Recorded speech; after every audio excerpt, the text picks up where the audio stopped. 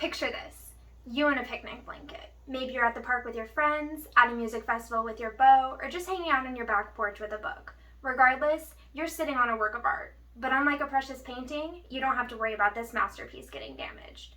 Hello there, crafty friends. Welcome to my channel where we're all about embracing creativity while being mindful of our impact on the planet. My name's Kelly, and today I'm going to be sharing a DIY with you that's not only useful, but it's fully customizable and eco-friendly, my 3 favorite things. Today's tutorial is all about how to make what I've lovingly dubbed the festival blanket. We're going to be working with scraps of double knit polyester. If you aren't familiar with this fabric, it's a synthetic textile known for its durability and was very popular in the 60s and 70s. A double knit is created by 2 yarns being knitted simultaneously and interlocked to form a thicker and more stable fabric. Due to its previous popularity, there's a ton of double knit out in the world, especially in the form of scraps left over from previous projects. We're going to be talking more about the fabric and the inspiration behind this project later on in the video, but for now, all you need to know is that this project is the perfect way to use up those scraps. So if you're as excited as I am to sew sustainably, don't forget to subscribe to keep up with future videos, and let's jump into the project. I almost forgot to mention that if you are planning to follow this tutorial, at the time of filming, A Thrifty Notion has some kits available for making these blankets, and I know that they recently came into a lot more scraps and pieces of double knit polyester, so they will have more kits available soon. So I would definitely check out the link in the description box if you're interested in making your own. Start by gathering your supplies. As you can see, I chose to work with a color palette for this blanket, but I've also made lots of multicolored ones and they look great too. I aim to make each one about 50 by 60 inches, which is a typical throw size, and I think it works great as a picnic blanket as well. So to make your own, you'll want to have plenty of scraps for the top and 1 large piece for the backing, which you'll want to be slightly larger than your intended finish measurements. I'd also err on the side of caution and gather more scraps than you think you need, because you can always use them to make fun matching cushions or a bag to put your blanket in if you have some leftovers at the end. So what you see me doing now is taking a straight ruler and my rotary cutter to straighten out all the edges on my scraps. The individual pieces that make up the patchwork do not have to be perfect squares or rectangles, as in they don't have to have 90-degree corners, but you do want all the pieces to have straight edges, otherwise the seams won't lay flat and the blanket will look bubbly and misshapen. Once I have a nice stack of scraps prepped, I'll start sorting through that pile and find pieces that I think will fit together nicely. I don't plan the whole blanket layout at once, but I plan as I sew. So if I come across a triangular piece, I'll try to find another triangle to pair it with, so that I can strategically work toward a shape that is closer to square or rectangular. I do this so that I can work in sections, and once I have a large section piece that's nearly square, I'll trim up the corners to 90 degrees, set that aside, and start a new one. Think of it like quilt blocks. We have to build smaller blocks that can be sewn together at the end, which makes achieving the large size much easier than if we just kept adding to the same piece over and over. While I'm working on piecing the scraps, I want to share the inspiration behind this project.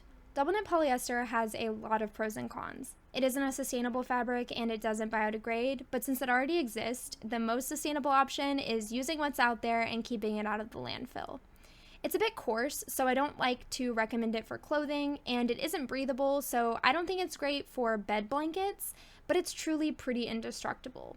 It is nice for something like these festival blankets that you can throw in the trunk of your car or even leave out on a covered porch and not worry about them being damaged by a little bit of humidity, temperature changes, or even a bit of sunlight. I will say use your discretion here. Obviously, if you leave it wadded up in a pile where it's very damp, it will get mildewy, and a lot of sun may change the color a little bit, but generally speaking, double knit polyester is very durable, abrasion resistant, and it doesn't stain easily.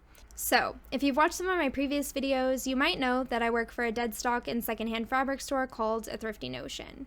Due to the popularity of double knit in the past, there's a ton of it in the world and a lot gets donated to us.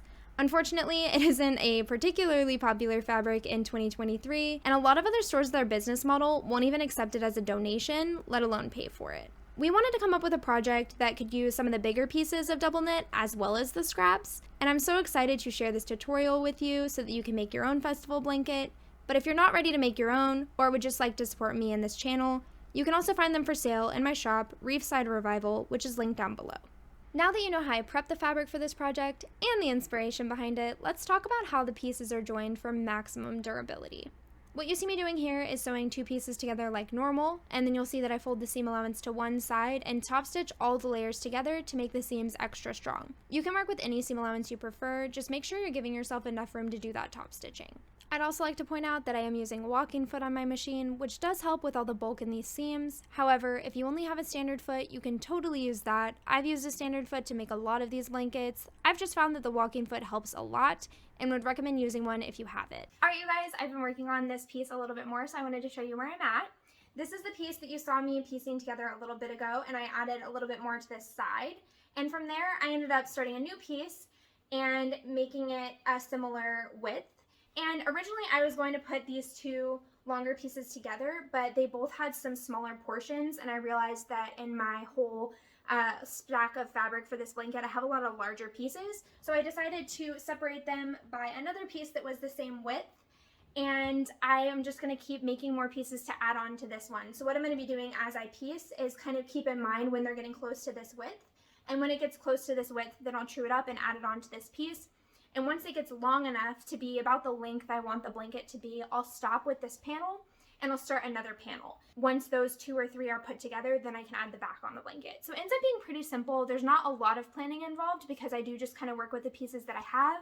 But if you're working with larger pieces of double knit, you can totally just come up with a plan of how many squares you want it to be, or hexagons, or whatever shape you want, like a more traditional quilt. So I'm going to keep working on this panel, and in a little bit I'll show you guys where I'm at. Hey everybody! So when you saw the blanket last, I had these pieces put together, and I said I was just going to keep building vertically. And I actually decided to stop doing that because I ended up with this kind of stripe effect, and that's not what I want. So instead of continuing to build vertically like I was doing, I added on these longer strips to the side, and then from here I will continue adding to the top and bottom of this panel in order to make it look a little bit less like stripes, so that when I piece this piece to the other panel that I'm going to create, the line between the two will be a little less obvious. So I'll catch up with you again once I have the top finished and share with you how I put the back on. Alright, we're on to the last couple of steps, and my cat just jumped up on my desk, so if there's a few little weird background noises, I apologize. I've tried a few different methods for finishing the edges of these, and I'm going to share my preferred method with you. First, I find a big spot where I can lay out the backing fabric, and I place the top face side up on top of that. Then I take my scissors and cut about 1.5 inches to 2 inches around the whole blanket so that I have excess to fold toward the front. You can get out a ruler and be a little more precise with this if you'd like. However, I find that these blankets always end up just a little bit wonky no matter how careful you are when making them, just because some of the fabrics will inevitably have a little more stretch than others. So my preferred method is just to lay everything as flat as possible, eyeball that cut, and then I will recenter it before I start doing the step that you see me doing now, which is to fold the backing edge twice, once to the edge of the front panel, and then again to wrap over the front and bind that edge.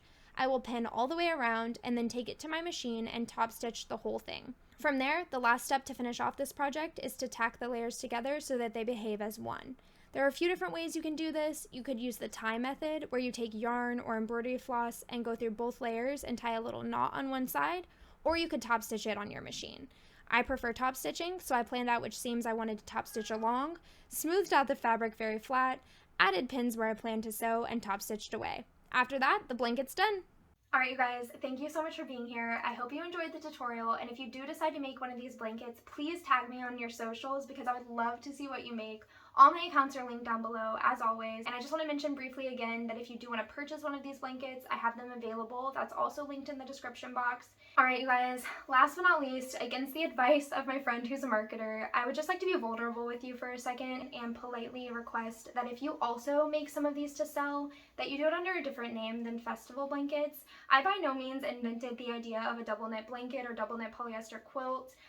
This is something that's been done for years, but to my knowledge, no one else is selling anything like this under that name, and this was the name my boss came up with when she first envisioned this project years ago. It's what we've been calling them for years, and this has been like my project, an integral part of launching Reefside Revival, which has also been a dream of mine for years. Something about festival blankets and the fact that this project has been going on for so long, it's just really special to me. I think every artist kind of feels that way, and I hope that as fellow artists and creatives, you guys can understand that and respect that.